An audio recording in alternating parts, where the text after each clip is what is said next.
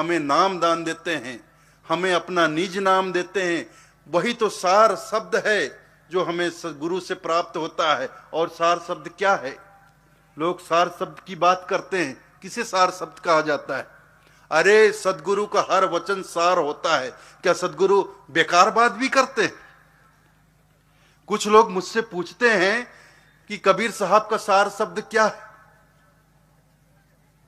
मैं उनसे पूछता हूं, क्या हमारे सदगुरु फालतू बात भी करते थे? क्या हमारे सदगुरु कबीर साहब फालतू बात भी करते थे कि उनमें से मैं छांट के निकाल कर आपको बताऊं कि ये सदगुरु का सार शब्द है? अरे सदगुरु के एक एक शब्द सार शब्द होते हैं, सदगुरु का एक एक वचन सार शब्द होता है। ये पागलपंथी की बात आप लोग क्यों करते हो, मुझे समझ में नहीं आता।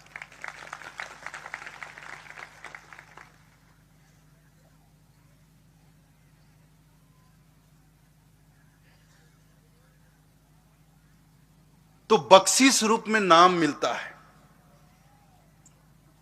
तो पहले दाता तो शिष्य को ही बनना पड़ता है। जिन तनमन अर्पे शीस, पहले दाता शिष्य भय जिन तनमन अर्पे शीस, दूजे दाता गुरु भय जिन नाम दियो बख्शीश।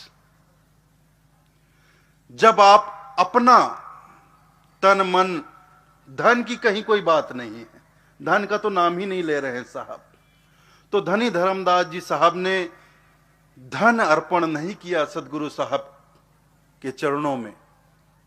जब सदगुरु बांधवगढ़ पधारे तो उन्होंने अपनी भाव, अपनी भक्ति, अपना भाव भक्ति, अपनी श्रद्धा, अपना प्रेम विश्वास, ये सब अर्पण किया। तब जाके धनी धर्मदास साहब को सदगुरु ने इस योग्य पाया कि ये इस योग्य है, इनके कुल में ही मैं अपना अंश पठा सकता हूं। यही वो भक्तिमती महिला है आमीन माता, जिनकी कोख से मैं अपने अंश को, जो साहब तो स्वयं सत्पुरुष है ना, तो आमीन माता की भक्ति, धर्मदास साहब की भाव और भक्ति, उनका प्रेम लगन विश्वास देखकर साहब को ये लगा, उन्हें विश्वास हुआ कि यही वो हैं, यही वो भक्तिमती माता है जिनकी कोख में, जिनकी कोख से मैं अपने अंश नौतम सुरती पुरुष अंश मुक्तामणि नाम साहब को इस संसार में भेज सकता हूं, जो संसार के जीवों का उद्धार करेंगे, उनके वंशज करेंगे।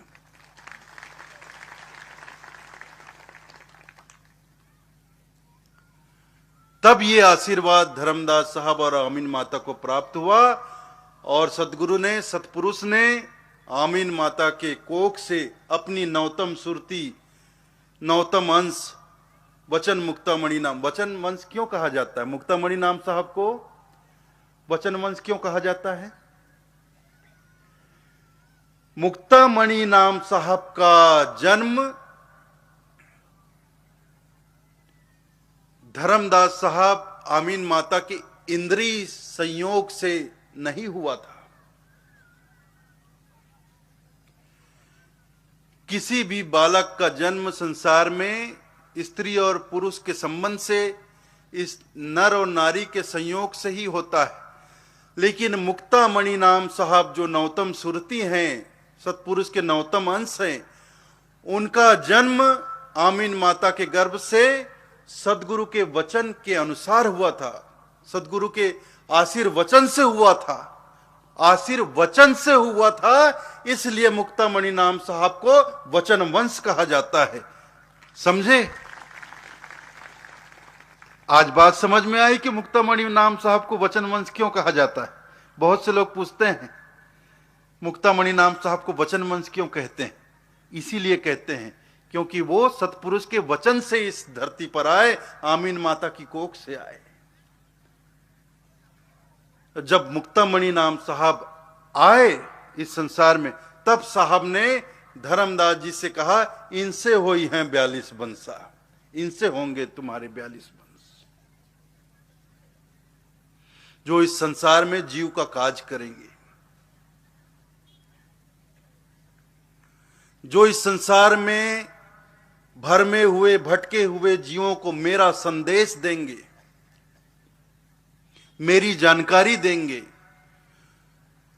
जो संसार में भटक रहे जीवों को सत्य संदेश देकर, सत्य लोक का संदेश देकर मेरी शरण तक लाएंगे। इस तरह सदगुरु ने धर्मदास जी साहब को मुक्तामणि नाम साहब, वचन वंश मुक्तामणि नाम साहब के माध्यम से 42 वंश का आशीर्वाद दिया और तब से यह 42 वंश की परंपरा चली आ रही, अक्षुण्ण रूप से चली आ रही।